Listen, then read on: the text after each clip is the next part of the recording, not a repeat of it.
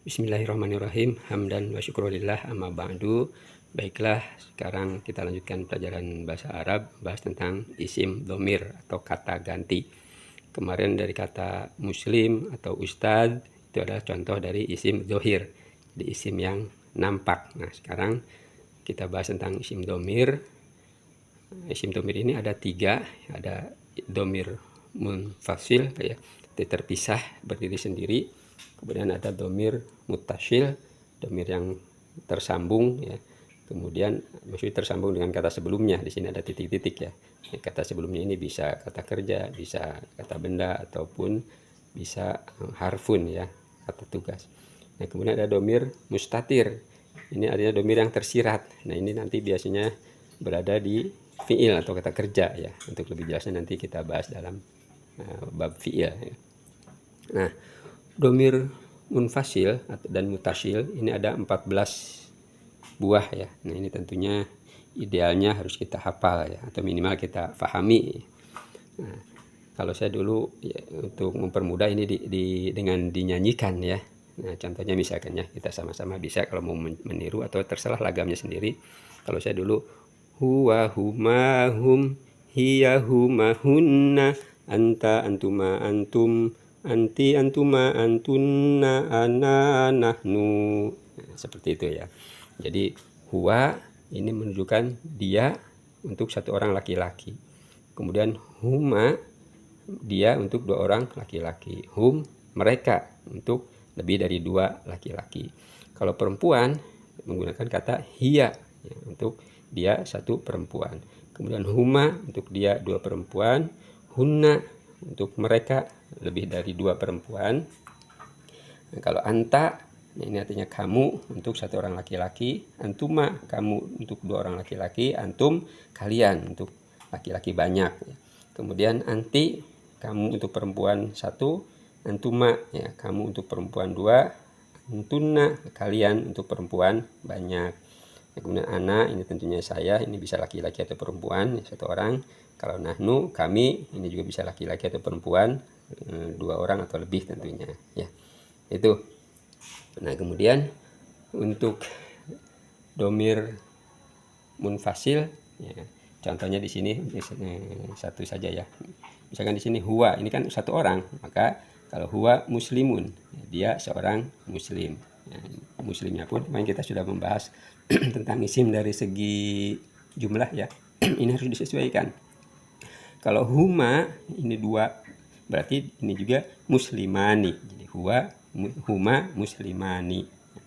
Kalau hum nah ini banyak, berarti muslimuna ya. Jadi muslimun juga kemarin yang kita belajar tentang isim mudzakkar salim ya, beraturan di sini tambah nun.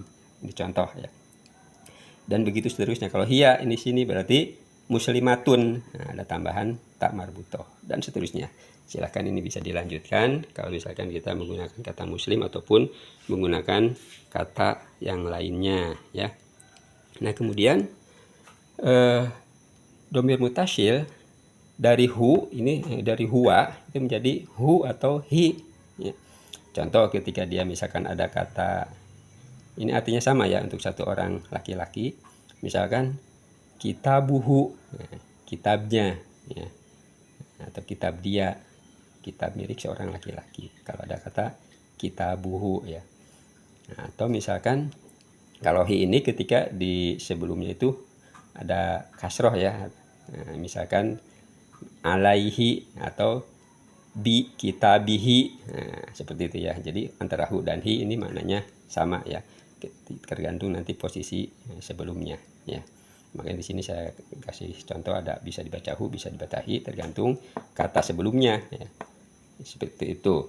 Kemudian huma juga sama, bisa hima ya. Hum juga sama, bisa hum, bisa him. Tapi sebelumnya misalkan contoh kita pernah mendengar kata alaihim. Nah, tapi kalau kitabu berarti kitabuhum. Nah, seperti itu ya. Dan seterusnya. Ini untuk mutasil juga sama, cuma bedanya tadi dia harus bersambung dengan kata yang sebelumnya ya. Misalkan ada di sini ada karobuka gitu kan, atau misalkan ada kata na ya. Nah, ini untuk nahnu kami, kita pernah mendengar kata robbana ya, Tuhan kami. Atau misalkan kalau ya di sini misalkan baiti jannati, rumahku surgaku, dan seterusnya ya. Ini harus tentunya kita pahami bahwa dalam bahasa Arab ini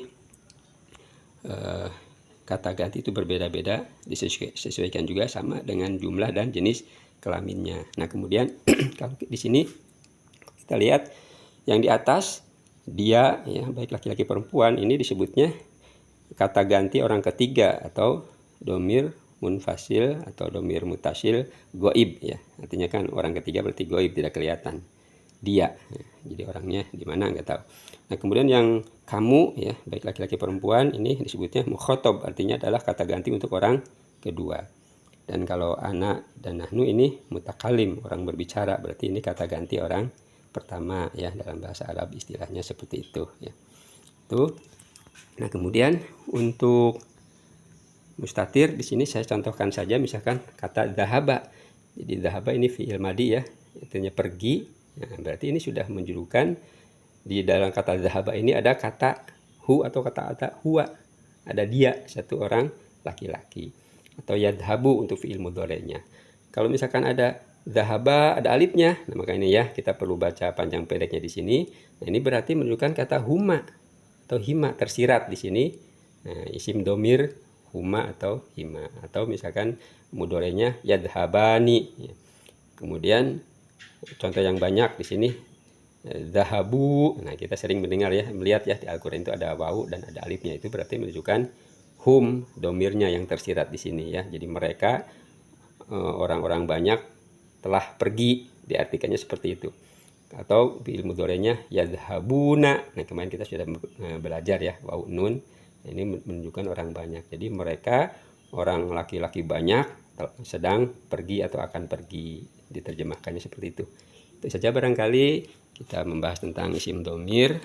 Mudah-mudahan semakin menambah wawasan kita tentang bahasa Arab dan makin mempermudah kita dalam memahami Al-Quran.